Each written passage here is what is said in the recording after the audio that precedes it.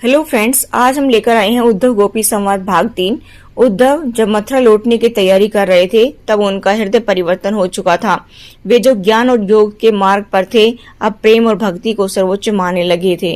वृंदावन की गोपियों ने उन्हें भक्ति का ऐसा अद्भुत स्वरूप दिखाया था जिसे कोई शास्त्र या तर्क नहीं समझा सकता था। उद्धव का अंतिम संवाद। उद्धव जब विदा लेने गए तो गोपियां और नंद बाबा उनसे एक ही प्रश्न पूछ रहे थे, क्या कृष्ण हमें भूल गए हैं? उद्धव बोले, नहीं, श्री कृष्ण ने मुझे विशेष रूप से तुम्हारे पास भेजा है। वे तुम्हें कभी नहीं भूल सकते, लेकिन वे अब मथुरा और द्वारका के राज्य कर्तव्यों में बन चुके हैं। यह सुनकर एक गोपी बोली, उद्धव, कृष्ण कोई साधारण राजा नहीं है, वे साक्षात भगवान हैं। क्या भगवान अपने भक्तों को भूल सकते हैं? दूसरी गोपी ने कहा, कृष्ण का प्रेम तो अनंत है, लेकिन क्या वे सच में हमारे बिना रह सकते हैं?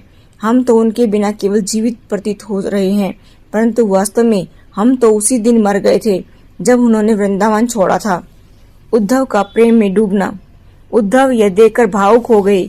वे ज्ञानी थे, योग और वेदांत के ज्ञाता थे, लेकिन वृंदावन में आकर के उन्होंने सीखा कि ईश्वर को पाने का सबसे सरल और सुंदर मार्ग प्रेम और समर्पण है।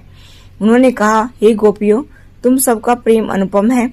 मैंने जीवन में कभी ऐसा प्रेम नहीं देखा। मैं श्री कृष्ण से कहूंगा कि वे सदा तुम्हें अपने हृदय में रखें। गोपियों की अंतिम प्रार्थना।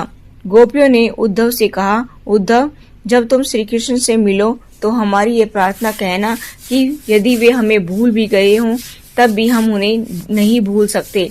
हमारा जीवन केवल उनका नाम लेने के लिए नहीं है। हमें उनसे कोई अन्य सुख नहीं चाहिए, केवल उनकी स्मृति ही हमारे लिए सब कुछ है। उद्धव का मथुरा लौटना। उद्धव जो ज्ञान योग के मार्ग पर चले थे, अब पूर्ण रूप से भक्ति के रंग में रंग चुके थे। उन्होंने गोपियों के चरणों में प्रणाम किया और मथुरा लौट गए। जब वे कृष्ण के पास पहुंचे तो उनकी आंखों में आंसू थे। उन्होंने श्री कृष्ण से कहा, हे प्रभु, अब मैं समझ गया कि प्रेम ही सबसे बड़ी साधना है। वृंदावन की गोपियों ने मुझे सच्ची भक्ति का अर्थ सिखाया। वे आपके बिना कुछ भी नहीं है।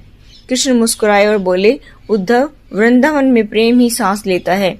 मैं भले ही मथुरा और द्वारका में रहूं, लेकिन मेरा हृदय सदा वृंदावन में ही रहता है। आखिर में क्या कहना चाहती है ये कहानी? उद्धव गोपी संवाद केवल एक कथा नहीं, बल्कि यह सिद्ध करता है कि प्रेम और भक्ति ही ईश्वर को पाने का सर्वोच्च मार्ग है। उद्धव ज्ञान योग से आए थे, लेकिन वृंदावन में भक्ति में लीन होकर लौटे। इस प्रकार उद्धव का वृंदावन आना केवल गोपियों को संदेश देने के लिए नहीं था, बल्कि स्वयं उद्धव को ही भक्ति की सच्ची महिमा का अनुभव। आज के लिए इतना ही। मिलते हैं नेक्स्ट वीडियो में। तब तक के लिए आप बने रहे मेरे चैनल पर। और भी बहुत सारी वीडियो है, उनको देखिए। Thanks for watching.